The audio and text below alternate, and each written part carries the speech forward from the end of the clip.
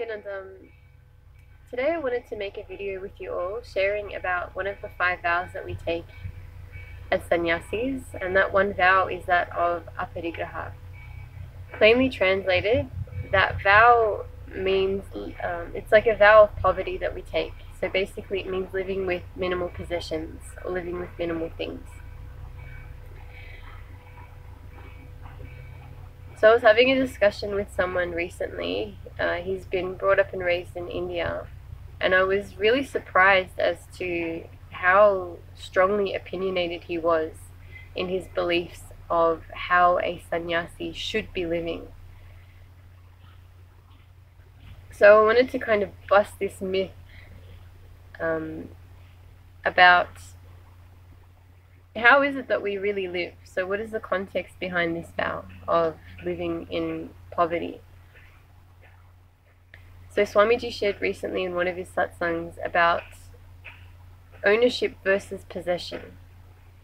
So he was saying that when we are owning things, we're able to enjoy them, and others are also able to enjoy whatever it is that we own without us having any ideas or attachment to these things.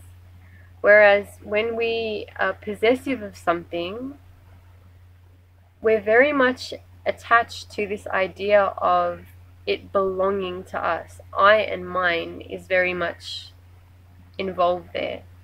And greed is also there, and there can be suffering if that possession is taken away from us, purely because of the nature of that feeling of possession. So one of the things that I wanted to share about my experience as a sannyasi is, yes, I live with minimal things, and that doesn't necessarily mean that I can't enjoy comforts of life when these comforts present themselves to me. The true space of a sannyasi is always flowing with life, always being grateful for whatever it is that life is presenting us. If that means that life is presenting us with a, let's say, beautiful king-size bed to sleep on for the night, we're able to enjoy it without being attached to having to live a certain way. There should be no greed involved in our ideas of how we're living, and there should not be any pain involved also in how we're living. So I've been blessed to not only just live in this ashram, I've also traveled around India. I've had to sleep on,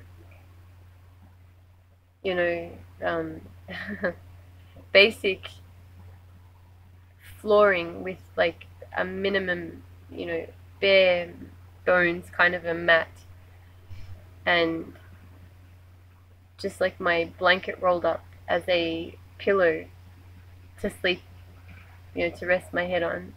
And I've slept in very comfortable beds. This has never affected my inner equilibrium. I've only ever been grateful for whatever it is that life has given me at that point in time.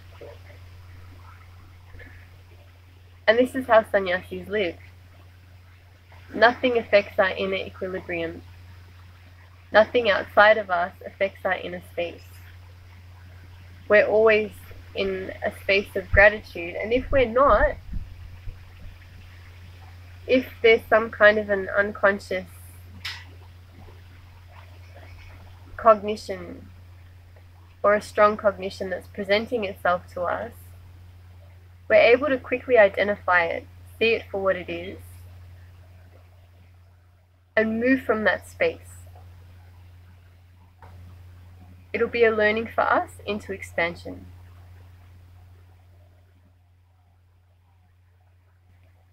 So this one individual that I was speaking with, he asked whether or not Swamiji is a sannyasi. And of course he is. And then he asked, so if he's a sannyasi, then why is he sitting on a golden throne when he's giving his satsangs, and why is he wearing golden jewelry, and that's not a sannyasi. A sannyasi should be walking the streets with a stick in hand and a begging bowl. Firstly, understand Swamiji, yes, he is a sannyasi, but he is also an avatar. An avatar that has come down on this planet with a vision and a mission for humanity. He's very clear that he's giving humanity a conscious breakthrough. And a big part of that is the revival of the Vedic civilization, from which the largest number of enlightened beings were produced. They were living in this grandeur. They were living with these simhasans that you see Swamiji sitting on. This was a part of our Vedic tradition. Because they sat in these thrones doesn't mean that they had any attachment to them. It's a reflection of their inner space. So this statement, this question itself, comes from such a space of ignorance. I would really like for people that have been living in India, that have such strong ideas about the Hindu tradition, to please go back into the history books. Unfortunately, they've been so much marred by the British after they invaded this country. But have a look into how your ancestors were living, and what is this tradition that Swamiji is trying to uphold and revive again. Because someone is walking on the streets with a begging bowl and a stick in hand, wearing this color cloth, without seeing their inner space, you cannot judge their space of sannyas.